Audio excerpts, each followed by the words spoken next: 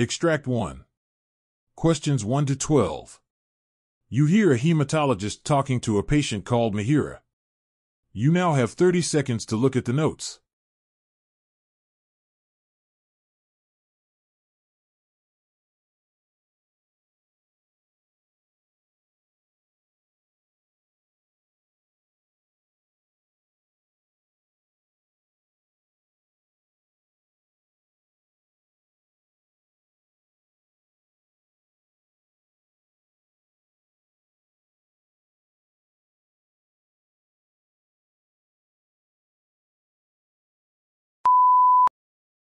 Good morning, Mihiraa. Please, have a seat. How are you feeling today? Hi, Dr. Mendes. Honestly, I'm a little nervous. Ever since I felt that lump in my neck, I can't help but worry. It's completely understandable to feel anxious, Mihiraa. Can you tell me a little more about it? It all started about 2 weeks ago. I was going through my usual bedtime routine, nothing out of the ordinary. As I reached up to rub the back of my neck, on the right side where it meets my shoulder, I felt that bulging. It surprised me because it's new and I haven't had any recent illnesses. It's gotten me worried. I hadn't noticed before.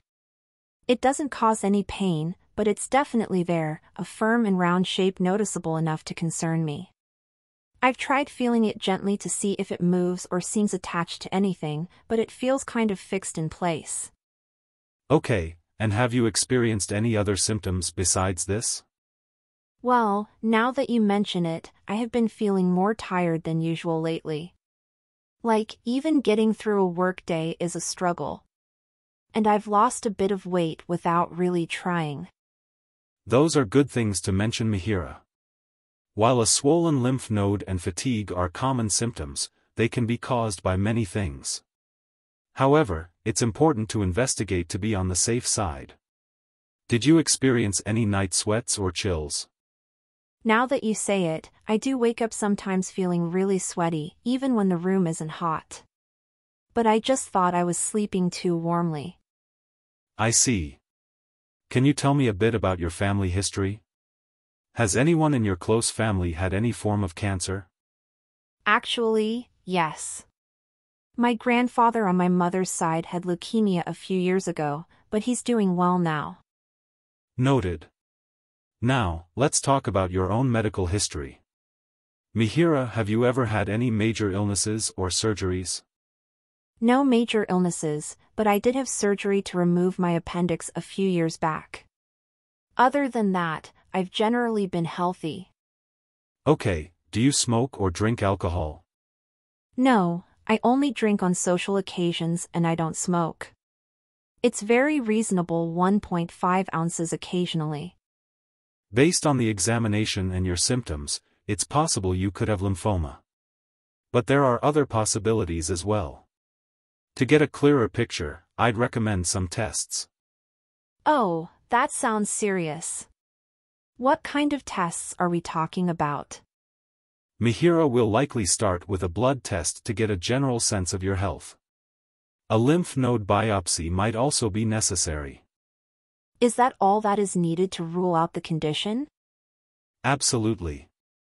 But Mihiraa, depending on the results of the initial tests, we might also look at PET scan to see if it has spread to other parts of your body. It all sounds a bit overwhelming, Dr. Mendes. What happens if they do find it positive? Let's not get ahead of ourselves, Mihiraa. But yeah, this is treatable, especially when caught early. There are different treatment options available depending on the type and stage if that's what you have. We'll cross that bridge when we get to it. For now, the most important thing is to get a diagnosis. We'll schedule those tests as soon as possible. Extract 2. Questions 13 to 24. You hear a gastroenterologist talking to a patient called Mihiraa. You now have 30 seconds to look at the notes.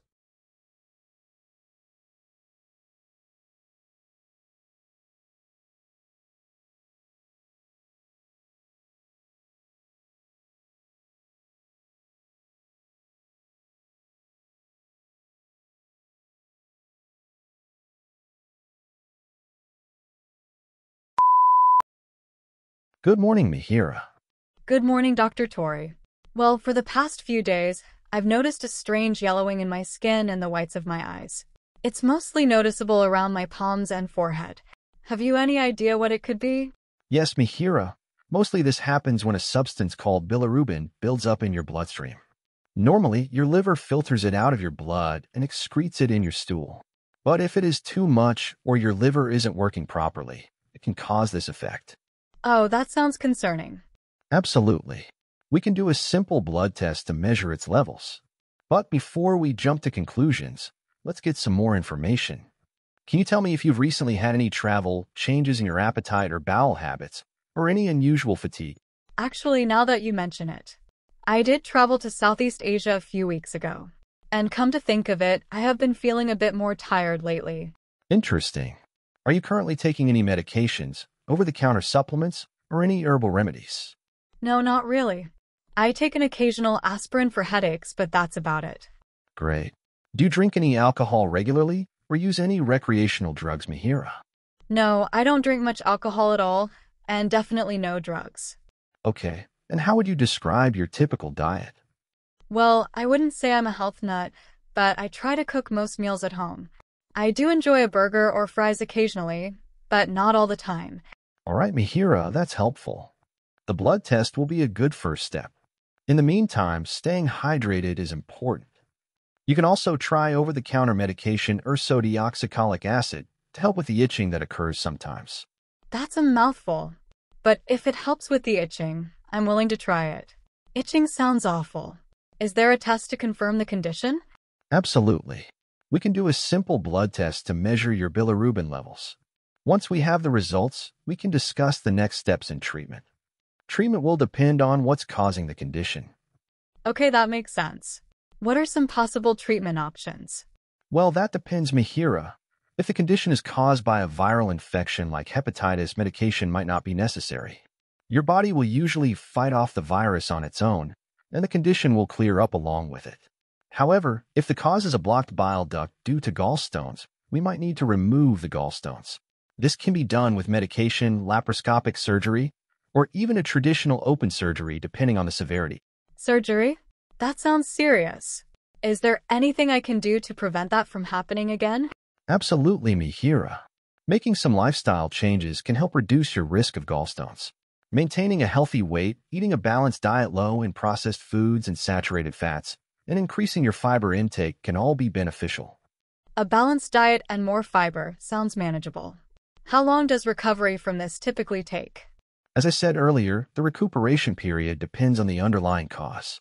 The blood test will give us a clearer picture of the timeline. All right, that gives me a better idea. Thank you for explaining everything so thoroughly, Dr. Tori. You're welcome, Mihiraa. Let's get you scheduled for that blood test today, and we can discuss specific dietary recommendations after we get the test results. That is the end of Part A. Now check the answers.